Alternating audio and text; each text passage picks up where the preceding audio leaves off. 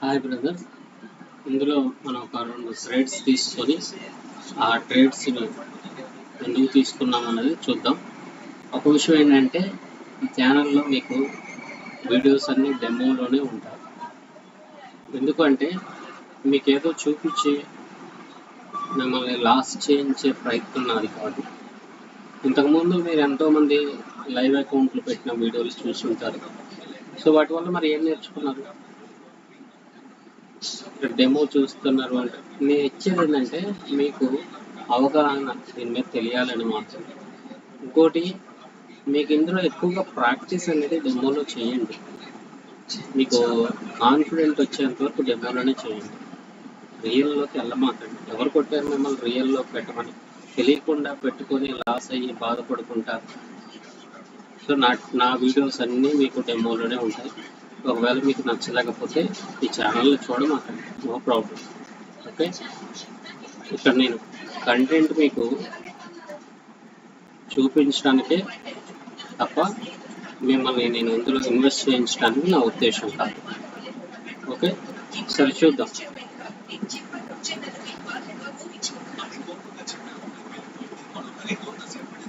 మనం ట్రేడ్ తీయడానికి ప్లాన్ చేద్దాం.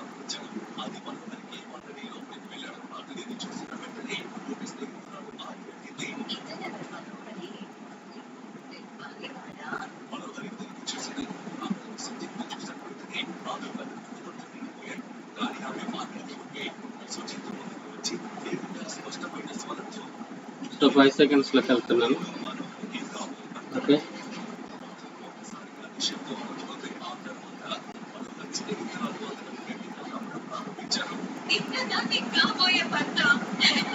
చూద్దాం. ఆపర్చునిటీ దొరికితే ట్రేడ్ ప్లాన్ చేద్దాం. ఓకే, నేను ఇక్కడ నుంచి సెల్కి ట్రేడ్ ప్లాన్ చేస్తాను.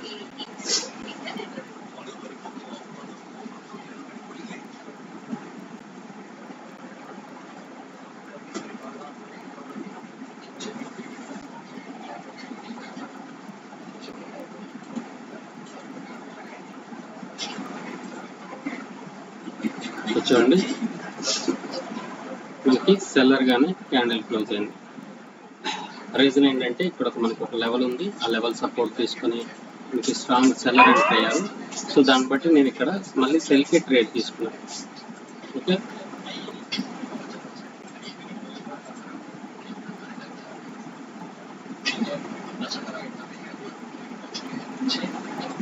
ఓకే, ఇక్కడ నుంచి నేను బైక్ అయితే ట్రేడ్ ప్లాన్ చేశాను.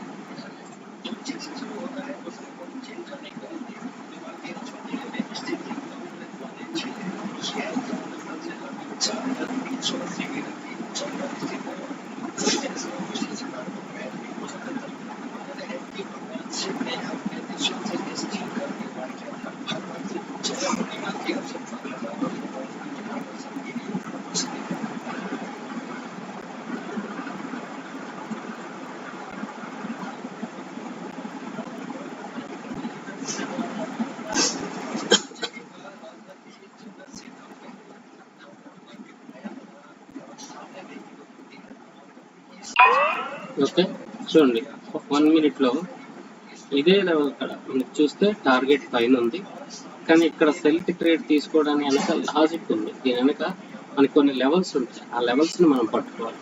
సో ఇక్కడ మనం ట్రెండ్ అప్ ఉంది కానీ ఇక్కడ బైక్ తీసుకున్నాం, ఇక్కడ డౌన్కి తీసుకోవడానికి ఇక్కడ బైక్, అంటే ఇక్కడ సెల్కి తీసుకోవడానికి ఇక్కడ బైక్ తీసుకోవడానికి మంచి రీజన్ అంటే ఒకే ట్రెండ్ చూస్తే మనకి అప్ ట్రెండ్ ఉంది, టార్గెట్ పైన ఉంది, కానీ ఇక్కడ సెల్కి తీసుకోవడానికి దానికి ఆపోజిట్గా ట్రేడ్ తీసుకుంటున్నా. 5 సెకండ్స్లో చూసి నాకు ఆ కన్ఫర్మేషన్ దొరికింది కాబట్టి ఆపోజిట్గా ట్రేడ్ తీసుకున్నాను.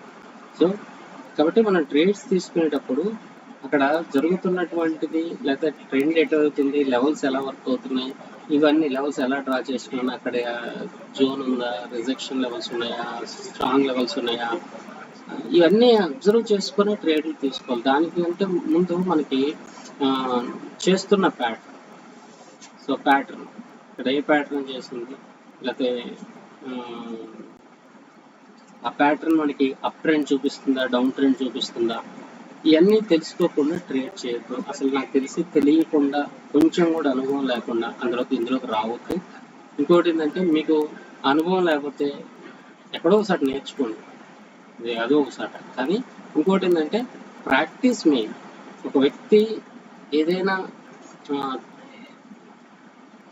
సాధించాలంటే లేకపోతే ముందుకు రావాలంటే ప్రాక్టీస్ లేకుండా ఆ యొక్క అంటే మనం అంత కాన్ఫిడెంట్ లెవెల్స్ రావు. చెప్పాలంటే ఒక విధంగా కాన్ఫిడెంట్ లెవెల్స్ మనకు రావు. కాబట్టి ప్లీజ్ నేర్చుకోండి, డెమోనే ఎక్కువ ప్రాక్టీస్ చేయండి. మిమ్మల్ని ఎవడు కొట్టట్లేదు, ఎవడు మిమ్మల్ని రియల్ అమౌంట్ ఇన్వెస్ట్ చేయమని ఎంకరేజ్ చేయట్లేదు. ప్లీజ్ నా మాట అర్థం చేసుకోండి, నేర్చుకోండి. Okay, thank you.